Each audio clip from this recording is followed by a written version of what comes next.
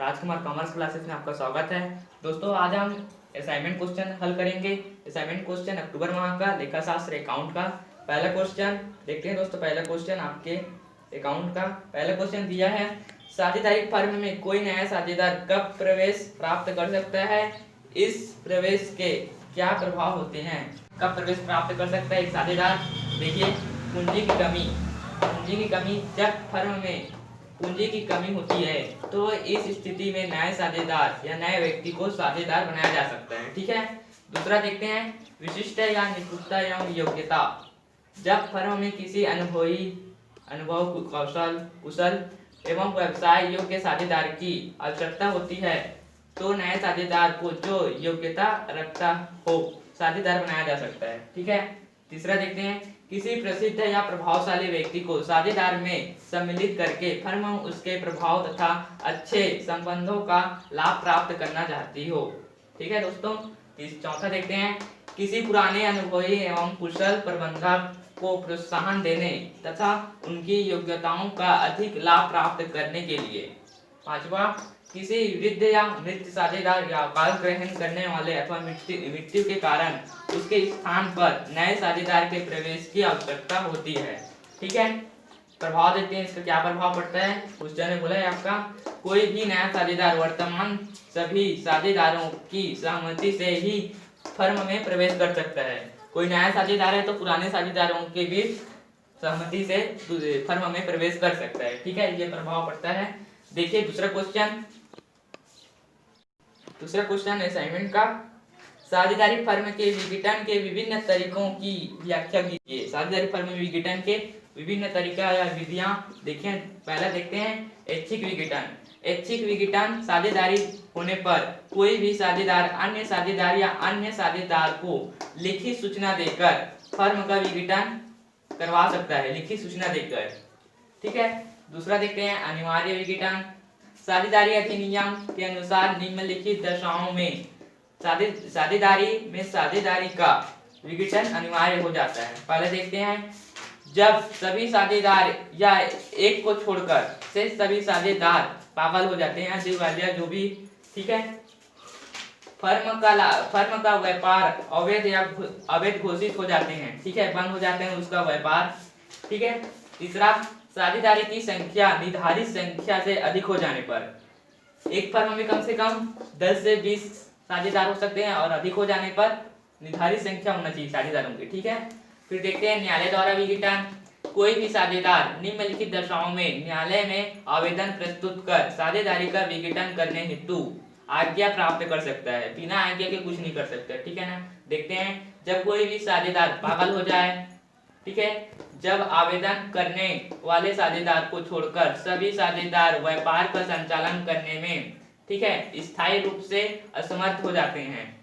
तीसरा, जब फर्म में लगातार हानि हो रही हो। ठीक है। उसके बाद चौथा, जब आवेदन पत्र देने वाले साझेदार के अतिरिक्त कोई भी साझेदार फर्म के हितों के विरुद्ध कार्य कर रहा हो। ठीक है। जैसे कि आपके साझेदार हैं तो आपके विरुद्ध कोई साझेदार विरुद्ध कार्य कर रहा है। ठीक है। पांचवा देखते हैं, अन्य कोई कारण जिसे न्यायालय में फर्म के विघटन के लिए आवश्यक समझे। ठीक है। अब देखते हैं तीसरा क्वेश्चन। एक्स और वाई एक साझेदारी फर्म के साझेदार हैं जो लाभ हानि 3:1 में बांटते हैं। 31 दिसंबर 2017 को उनका चिट्ठा निम्नानुसार था। ठीक है। आर्थिक चिट्ठा दायित्व देखते हैं, लेनदार 18,000 रुपए, पूंजी एक्स और वाई का दिया है, एक्स का 17,000 और वाई का 5,500। ठीक है। दोनों का टोटल 22,500। संपत्ति तरफ देखते हैं, रोकड़ 7,500, प्राप्ति पत्र 1,500, देनदार 8,000, स्कंद 1,000, फर्नीचर 10,000, भवन 12,500, टोटल 40,500। ठीक है। उसके बाद संयोजन में देखते हैं, 1 जनवरी 2018 को जेट को निम्न शर्तों पर प्रवेश देते हैं। फर्म में 1/5 भाग के लिए 5,500 रुपए पूंजी लाएगा।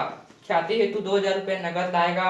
स्कंद एवं फर्नीचर का मूल्य 10% कम करना है। ठीक है।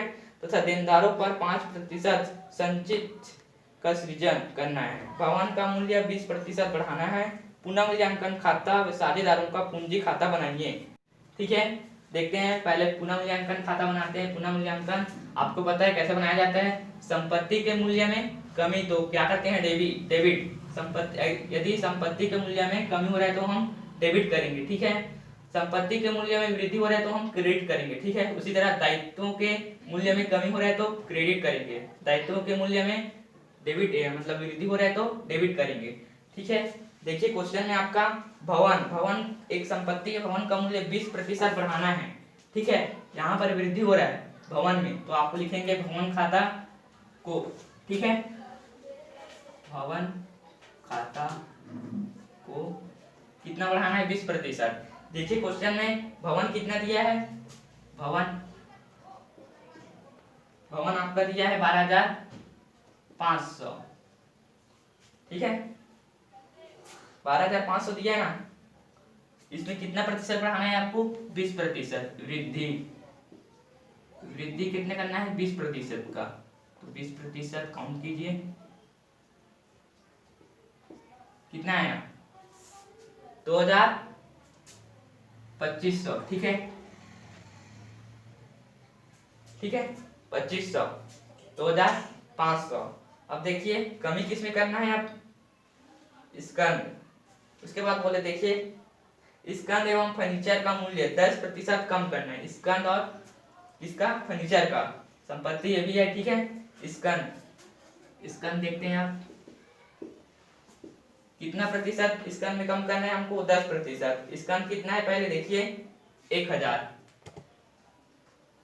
रुपए का कितना प्रतिशत कम करना है, 10%। ठीक है, 10% कमी,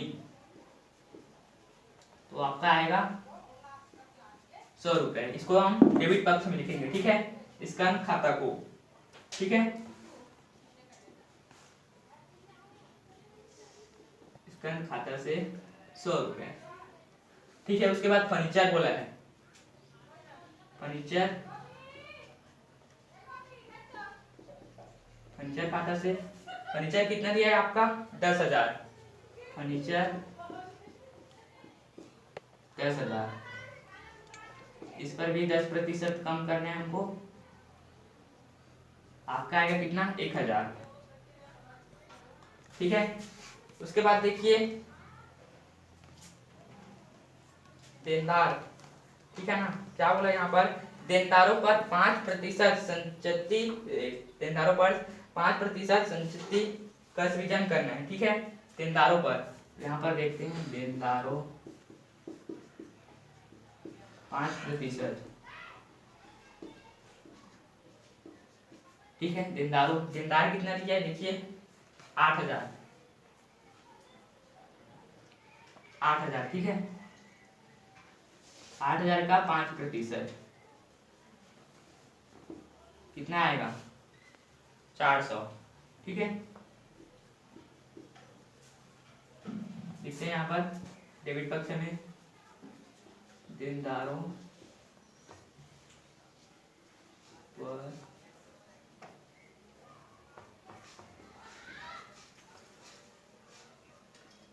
ठीक है, कितना है, 400। उसके बाद देखिए, अब देखिए यहाँ पर डेबिट का क्रेडिट का टोटल करते हैं। आपका टोटल होगा, देखिए क्रेडिट का टोटल आपका आएगा कितना, 2,500। ठीक है, डेबिट का टोटल 1,400, 1,500। ठीक है, आप इसको माइनस करेंगे तो आपका आएगा 1,000। ठीक है, 1,000 को आपको 3:1 में बांटना है। देखिए क्वेश्चन में, ठीक है, लाभ का भागीदारी 3:1 में करना है। ठीक है, एक्स और वाई को 3:1 में, इसका बराबर होगा 4। ठीक है, आप 1,000 को 3/4, ठीक है, 1,000 को 1/4 आपका आएगा, इसका आएगा 750 और इसका आएगा 250। ठीक है, लिखते हैं इधर पूंजी खाते से, पूंजी खाते से कितना, एक्स का और वाई का कितना है, एक्स का 750, सॉरी। ठीक है, और वाई का 250। ठीक है, दोनों का टोटल कर दीजिए 1000। ठीक है, अब देखिए अब डेबिट कर दीजिए दोनों का बराबर।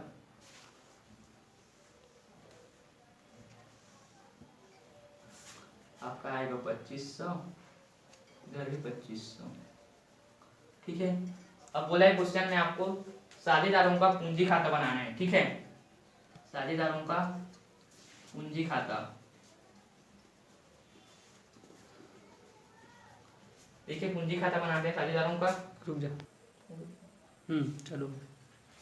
देखिए अब साझेदारों का पूंजी खाता बनाते हैं। पूंजी खाता में देखिए एक से का कितना पूंजी है, एक से का 17,000। ठीक है, लिखेंगे हम पूंजी लाया है तो शेष लाया गया, शेष लाया गया। एक से का कितना पूंजी है 17,000 और y का 5,500। ठीक है, जेड का भी पूंजी नहीं दिया है। उसके बाद देखिए रोकड़ खाता, रोकड़ खाता को जेड का रोकड़ खाता कितना है 5,500। देखिए 1/5 भाग के लिए कितना पैसा लाता है, वो लाएगा 5,500। ठीक है, उसके बाद देखिए ख्याति खाता,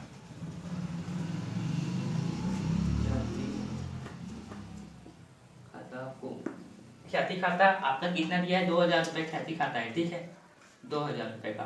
और कितना अनुपात में बांटना है इसको, 3:1 में बांटना है हमको ख्याति को। ठीक है, तो 2,000 को 100 कितना होगा 4/3 और y का 1/4। तो आपको इसका कैलकुलेशन कीजिए। ठीक है, हाँ ठीक है, 3/4 होगा। ठीक है, 3/4, 4×4, 4×5 20, 500। ठीक है, 500 × 3, 5 दिया 15, 1500। ठीक है, इसके बाद 4×5 20, इसका होगा 500। ठीक है, लिख दीजिए ख्याति खाता में एक का कितना आया 1500 और y का 500। ठीक है, अब पुनः मूल्यांकन खाता है देखिए। ठीक है, पुनः मूल्यांकन,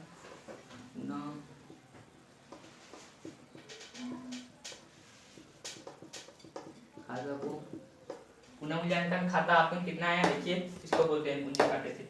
पुनः मूल्यांकन आपका आया 7,750 और 250। ठीक है, अब तीनों 100 और y को टोटल कर कीजिए। क्रेडिट का आपका होगा 1950, इसका होगा 6,250, इसका होगा 5,500। ठीक है, अब इधर सेम इधर लिख देते हैं, शेष लाया गया। ठीक है, शेष ले गया,